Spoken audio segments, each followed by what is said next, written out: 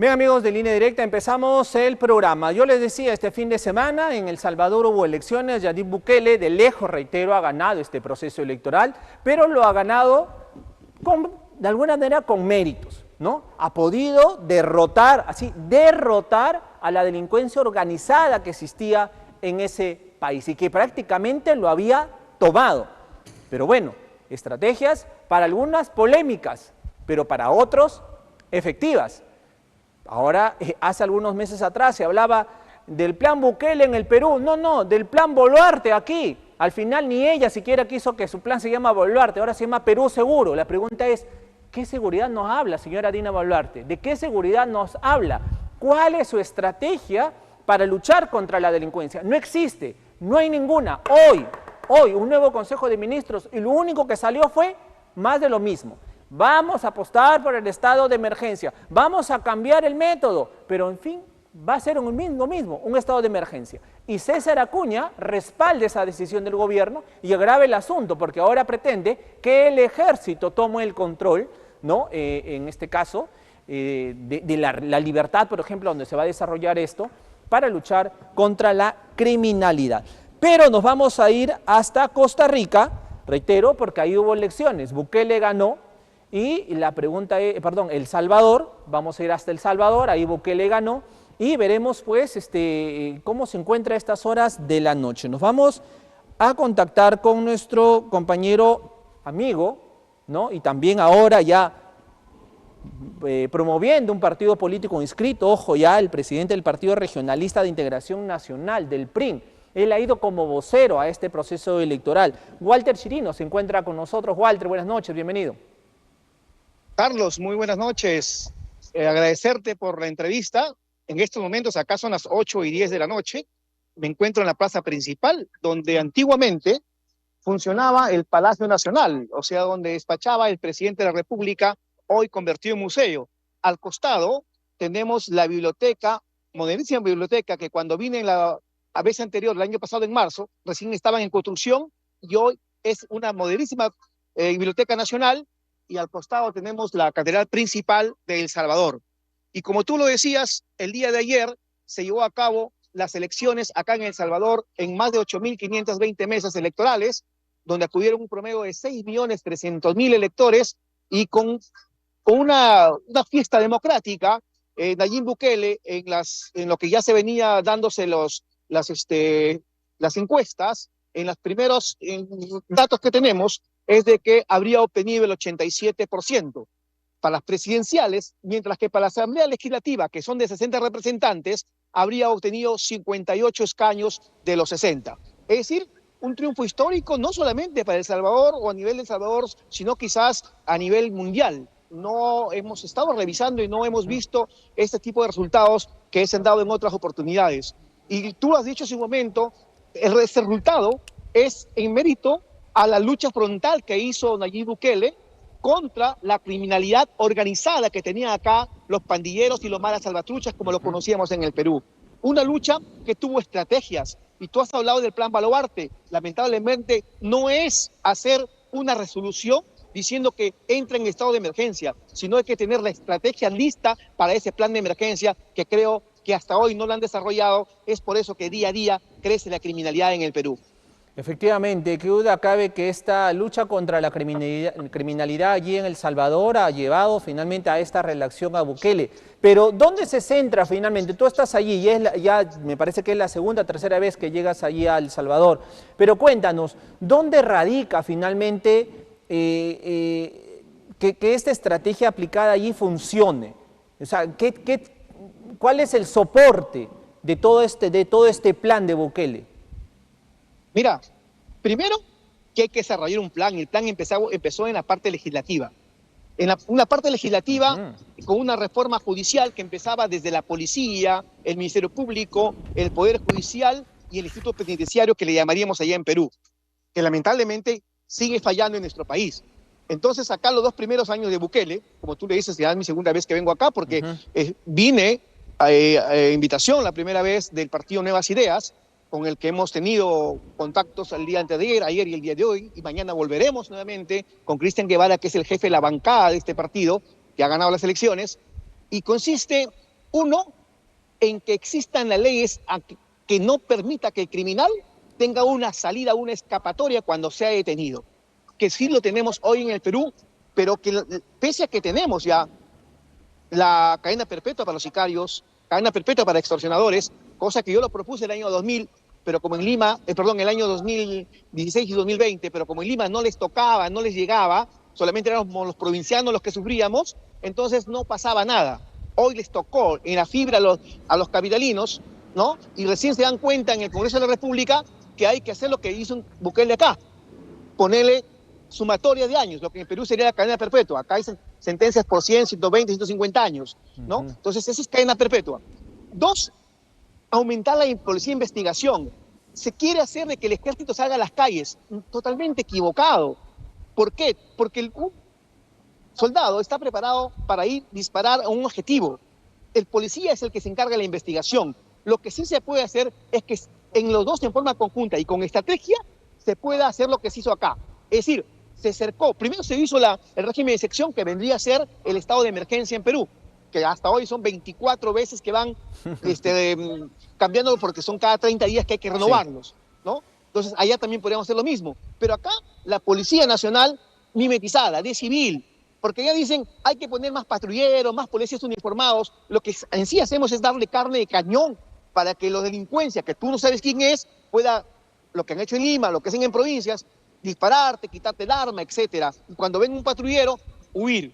Entonces, eso no es estrategia. La estrategia es, uno, la parte de que la policía tenga más investigación. Dos, que tengamos fiscales y jueces, que lo propuse el año 2016, con códigos.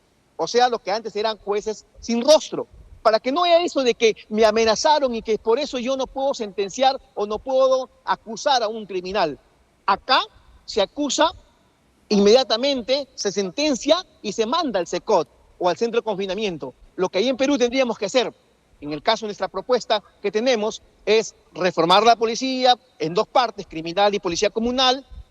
Dos, o sea, investigaciones y policía comunal. Dos, aplicar las leyes que están, pero adicionarles a ella a los que cometan delitos desde los 14 años y no desde los 18, que los fiscales y jueces tengan códigos para que puedan acusar y sentenciar, y el Instituto Penitenciario tengan un régimen donde el delincuente criminal no sea mantenido por el Estado. Acá no pagan el Estado, lo pagan los criminales. 2 veces al día tienen comida, 11 de la mañana y 5 de la tarde. Como dicen acá, tortillas con frijoles y frijoles con tortilla, pero pagado por el criminal. Si la familia no paga, no come. Y la otra es que no va a haber nunca más una familia. Tiene que pagar una condena ya. Nosotros podríamos imitar esa última parte nada más, porque la otra ya existe. Sin embargo, no la aplicamos, porque tenemos el problema en Perú es que tenemos muy buenas leyes en Perú. Lo que no tenemos es que haya quien los aplique, los ejecute. Falta muchas veces, los que ponen las gallinas para poder hacerlo allá en nuestro país, y en el cual nosotros estamos dispuestos a hacerlo, porque es la única forma de parar lo que cada vez crece. Es una bola de nieve, Carlos. Acá hemos conversado en Pampachilca, Jantatecla, Santa Ana, cómo es que creció esto, que creció en barrios pequeños, luego formaron colonias y luego dominaron hasta incluso en la política, porque estaban formando parte de los partidos políticos que habían sido derrotados acá en El Salvador, tanto Arenas como el Frente para la Liberación Nacional. Esos dos partidos tenían representantes de estos criminales, y es por eso que la ciudadanía en un 87% respaldó a Nayib Bukele en su reelección. Correcto, Walter. Sin embargo, la comunidad internacional ha felicitado la victoria de Bukele. Sin embargo, también la ha invocado al gobierno de Bukele que respete los derechos humanos. O sea, se le cuestiona mucho a Bukele esto, ¿no? O sea, tal vez la drasticidad con la que ha afrontado la delincuencia, la dureza con que ha enfrentado la delincuencia, que lo ha hecho cruzar la línea. Entonces, ahí viene el otro asunto. ¿Cómo quedan los derechos humanos? Para que tú hagas tortillas tienes que romper huevos. Y si tú quieres lucharlos contra los criminales que han dejado de ser humanos desde el momento que matan a otro humano, entonces no tienen los derechos humanos. Los criminales no deben tener derechos humanos. Yo estoy de acuerdo con Nayib en eso. Y cuando la Corte Interamericana de Derechos Humanos, el Pacto de San José, reclaman por los derechos de criminales, me gustaría que también reclamaran por los derechos de las víctimas, de aquellos huérfanos, de aquellas viudas, ¿no? De aquellos padres que pierden a sus hijos, ¿no? Y nunca piden una indemnización. Sin embargo, cuando se toca a un criminal, inmediatamente están detrás de ellos y luego están pidiendo no solamente su liberación, sino su indemnización. Vuelvo a repetir, yo no creo que los derechos humanos sean para criminales, sino sean para la gente como tú, como el que camina vendiendo sus helados, como el que lustra los zapatos, como el que está en el mercado trabajando, como el mototaxista, como el taxista, como aquel que está cargando cosas y que luego son amenazados, son extorsionados para que paguen un cupo. Esos no tienen derechos humanos. Para muchos, mi entender, sí. Yo creo que la mayoría de peruanos van a opinar lo mismo. Y posiblemente, si tú haces una encuesta, no pidan cadena perpetua, pidan hasta pena de muerte para esta criminalidad que no solamente afecta a una parte del país, afecta a la economía de todo el país. Porque cuando hay inseguridad, Carlos, recuerda, no hay inversión. Y si no hay inversiones, entonces se escasea el trabajo. Y si se escasea el trabajo, hay mayor índice de pobreza. Eso es lo que vivió El Salvador. Hoy está recuperándose económicamente. Nayib Bukele dijo ayer acá en esta plaza, ahí, enfrente de ese palacio, dijo que venía la segunda etapa, que era la reactivación económica. Porque ya con seguridad hay gente que invierte. El empresario viene y dice, yo sí puedo poner mi dinero acá. Pero si no lo hay, es muy difícil que se lo haga. Entonces, yo creo que más allá de los famosos derechos humanos para los criminales, los derechos humanos son para la gente de bien, para la gente que trabaja y para la gente honesta. Walter, brevemente, para muchos se pone en agenda el tema, que nos apartemos finalmente del Pacto de San José, pero ya creo que eso es ir a un extremo ya, podemos decir ya que podría de alguna manera traer mayores inconvenientes a nosotros también como ciudadanos. Mira lo curioso, Carlos, sí, que los países como Estados Unidos no están en el Pacto de San José. O sea, si los que nos piden estuvieran dentro, bien, pero no lo están. Dime, ¿qué nos ha traído el Pacto de San José al Perú? Exactamente. Indemnizar a los senderistas que le dieron libertad después de 25 años y que hoy viven la vida bien fuera de Perú y en Europa. Nos afecta en algunas inversiones, nos afecta que vengan otros países a invertir en lo nuestro, no nos afecta en nada, porque no hay ningún artículo en que señale de que hay un bloqueo económico o que se le aísle al país que se sale del Pacto de San José. No lo hay. Sin embargo, El Salvador ahí está. Por ejemplo, El Salvador está en el Pacto de San José y el mismo presidente Bukele dijo hace unos meses, sáquenme del Pacto de San José, hasta ahora no lo sacan. Tanto así que le dijo, si tanto quieren a sus criminales, vengan a llevárselos, yo se los entrego. Inmediatamente. Bueno, lo mismo podríamos decir en Perú. Es decir, el problema está en que se pide que se indemnice, pero se pide que se indemnice o que se mantenga con el dinero de la gente que aporta, que paga sus impuestos. O sea, con la plata que podríamos mejorar los programas sociales, con la plata que podríamos mejorar la pensión de los jubilados, con la plata que podríamos mejorar los hospitales, que podríamos hacer escuelas. Con esa plata es la que se mantiene a los criminales adentro en un penal. Correcto. Walter, es verdad, en muchos países, ¿no? Llámese Ecuador, Chile, en fin, o sea, varios países están adoptando estrategias para luchar contra la criminalidad. Ojo, están llevando adelante todo un plan, ¿no? Y después de haber llegado al extremo de todo este flagelo, ¿no? En Ecuador se ha matado pues un candidato presidencial, en Chile ya están las bandas organizadas también, están deteniendo, están saliendo. Pero en el Perú, Walter, amigos televidentes, no hay ninguna estrategia, no se ve nada, absolutamente nada. O sea, no hay un solo lineamiento para poder decir, oye, hay que esperar a ver si esto funciona de acá a unas semanas. Pero no existe. Es más, lo más grave es que el gobierno de Dino Boluarte tuvo la delegación de facultades, o sea, tuvo toda la potestad para comenzar a dar estas leyes que puedan de alguna manera reforzar la lucha contra la criminalidad. Pero no lo ha hecho. Entonces, ¿qué está ocurriendo, he dicho bien claro, Walter? Sí. Se lo dije a la presidenta Boluarte el año pasado, en el mes de febrero, que me invitó a Palacio como en calidad de presidente del Partido Regionalista de Integración Nacional. Le pedí de que renunciara a la presidencia, que se fuera del país, porque si bien le correspondía legalmente ser presidenta, desde sus primeros inicios, cuando hubo las muertes, se convirtió en una presidenta ilegítima. Y desde ahí solamente comenzaron a asociarse gente que entraba por tener parte del botín. Y lo digo así, parte del botín. Y el señor Acuña no escapa nada de ello. Ojo, el señor Acuña es parte de este gobierno, tiene ministerios, tiene direcciones que lo manejan como partido de Alianza para el Progreso. Entonces, si son parte de, no tienen derecho a reclamo, pero qué bueno fuera que fueran parte de planificando, porque las cosas se logran con planificación, no se logra en, hay que hacer esto, no, mejor hay que cambiar, eso no da resultados en ninguna parte del país, lo empírico tiene un determinado estrecho de margen de caminar, pero no tiene un lugar a donde llegar. Por eso es que el otro día decía, parece Alicia en el Paladín de las Maravillas, pero no sabe a dónde va a llegar. Y eso es lo que tenemos en Perú. No existe un plan realmente de seguridad. Imagínate, te pongo un ejemplo nada más, Carlos. En Lima, sabemos nosotros que en la avenida Tomás Valle, frente a la plaza, existe más o menos 80 hoteles en los que se alojan delincuentes criminales, prostitutas y todo, internacionales. ¿Ok? ¿Por qué? ¿Por qué no se hace un cerco? Ya, ahí utilizo el ejército. Saco 1000 soldados y tomo Tomás Valle, Marco Polo, Tupac Amaru y la Avenida Panamericana. Y la policía entra a hacer la labor de investigación. Y aquel que trata de huir, que debe ser delincuente, porque nadie que no huye, a nadie que huye no es alguien sano, ahí el ejército, en estado de emergencia, sí puede disparar. Ahí te doy la razón. Pero hacerlos como cuando fueron a Puno, por ejemplo, a exponerlos, sacarlos a la calle como fue en la época del COVID, para que cualquier hijo de mal nacido le dé un manazo, le quite el arma, es mandarlo a esos jóvenes como carne de cañón, como se manda muchas veces a la policía cuando se le uniforma.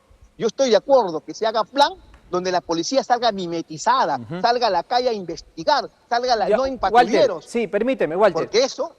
Sí, Walter, sí, te escucho. Sí, mira, voy a mostrarte lo que el día de hoy anunció César Acuña. Walter, apóyame por favor con la imagen. Miren, y voy a colocar, ojo, el post del mismo gobierno regional para que no digan que lo estamos malinterpretando, no. Esto es lo que ofrece César Acuña, o sea, ese es ya lo máximo que puede dar su gobierno, lo máximo que pueden dar sus asesores, lo máximo que puede él dar como político, ¿no? Ya no da más, esto es. ¿Y qué ha propuesto él? El ejército tendrá el control en nuevo estado de emergencia. Ojo con esto, el ejército tendrá el control de nuevo estado de emergencia. Y, bueno, ahora sí vamos con el post de Sol TV Digital, porque lo grave es esto, César Acuña pide que el ejército enfrente criminalidad y que no sea la Policía Nacional. Ojo, esto es así tal cual, ojo, ha pedido que, y textualmente lo leo, el gobernador César Acuña solicitó formalmente al Poder Ejecutivo, a través de un informe, que las operaciones contra el crimen organizado en La Libertad sean lideradas por el ejército, en lugar de la Policía Nacional. El documento enviado a la PSM esta mañana también destaca la declaratoria inmediata de emergencia por 120 días en contraste con las anteriores donde la Policía Nacional tenía el control. Lo estoy leyendo textualmente según lo que publica el gobierno regional. Entonces, Walter, esta es la estrategia que quiere dar Acuña, apartar a la Policía Nacional y que sea el ejército quien tome el control. Tú estás allí en El Salvador, ojo, tú estás allí donde supuestamente todas las estrategias que se dieron tuvieron resultado contra la delincuencia. ¿Qué comentario tienes, Walter? Carlos, yo disculpo al señor César Acuña de que haya hecho con sus asesores ese comunicado, porque es un neófito en seguridad ciudadana. No se le puede pedir más. Debería asesorarse. Y hay formas de asesorarse. Yo creo que en Trujillo sí hay gente capaz, en el Perú hay gente capaz, y si no lo hay que salir a buscar donde ya ha habido resultados positivos, como acá en el caso de El Salvador, que han habido casos positivos. Por supuesto que no todos lo hacen en televisión, lo que hemos durante días, en las 2 oportunidades, visto los planes que se han desarrollado, ¿no? Sin embargo, lo que le puedo decir al señor, que no es cuestión de yo quiero, porque él puede hacer con su plata lo que quiera, pero acá está exponiendo personas que no tienen nada que ver. El ejército, vuelvo a repetir, puede apoyar, pero en una etapa en la que en un estado de excepción, un estado de emergencia, la policía salga a investigar y ellos salgan de apoyo para que en el caso, como decía yo, alguien corre, huye, el ejército esté preparado no para retenerlos, para detenerlos, sino inmediatamente para dar la última batacada, como diríamos así. pero no exclusivamente para hacer la labor de investigación, porque no están preparados. Nuestro ejército se prepara para guerras, y cuando hubo la guerra interna con Sendero Luminoso, se sabían más o menos los lugares donde se podían ir, pero lo hacía en ese tiempo la GI, no se olvide ustedes, el Grupo Especial de Inteligencia Nacional. Claro. Lo hacía lo que hoy se desapareció a través de la DINI, que ha quedado rezagos por ahí que más persiguen políticos que criminales. Entonces, seamos serios. Si no sabemos un tema, no opinemos, llamemos a los especialistas y que luego que nos expliquen se puedan proponer las cosas. Yo creo que en el Perú sí hay especialistas, sí hay gente que puede trabajar. Llamémosles a quienes están en retiro de la Policía de Investigación, démosles un espacio y que hagamos un plan real para poder enfrentar la criminalidad. Walter, te agradezco muchísimo por todo este comentario y este análisis que haces desde El Salvador. Bukele, reiteramos, ha ganado de lejos esta reelección y todo por haber luchado contra estas organizaciones criminales. Tú nos has dado finalmente pues algún listado de lo que tendría que hacerse en el Perú. Ahora obviamente hay que adaptarlo a nuestra realidad, pero hay que hacer algo. Walter Chirinos. Nada, pues Walter, te agradezco muchísimo y sé que todavía te vas a quedar algunos días más allí en ese país y vas a recorrer algunos otros también, Walter. Sí, estoy terminando ya la labor de mañana, que nos reuniremos nuevamente con la bancada de Nuevas Ideas. Debo partir a Guatemala, y donde también ahora ha aumentado el índice de criminalidad, para ver qué estrategia están tomando, porque recuerda que uno hay que ir sacando en cada lugar qué es lo que ha dado resultados y según eso aplicarlo. En ningún lugar es lo mismo, en ningún lugar la receta es para el mismo enfermo, no va a ser todo lo mismo. Sin embargo, siempre uno va sacando lo que ya dio resultados para ir viéndoles si es que se puede o no aplicar en el lugar. Te agradezco a ti, Carlos, a Sol TV, por la oportunidad que me da de poder estar con todos mis hermanos liberteños, con todos mis hermanos del norte del Perú, y a través de los cables podamos estar en todo el Perú. Muchas gracias, Carlos. Walter Chirinos, muchísimas gracias, muy buenas noches, muchísimas gracias, reitero, por ponerte en contacto también con nosotros y darnos de primera mano pues lo que se está viviendo allí en El Salvador. Walter Chirinos, presidente del Partido Regionalista de Integración Nacional, del PRI. Nos vamos a una pausa a conversar y regresamos, porque ojo con esto, Bukele ha manifestado que en este segundo periodo se va a enfrascar en el crecimiento económico, porque ya derrotó a la delincuencia. La pregunta es, ¿en qué escenario estamos nosotros? Nosotros todavía tenemos a delincuencia que nos sigue abatiendo, pero hay que invertir, hay que seguir invirtiendo. Los empresarios, los emprendedores tienen que seguir dinamizando la economía, pero nada de eso va a pasar si seguimos teniendo a la delincuencia cerca.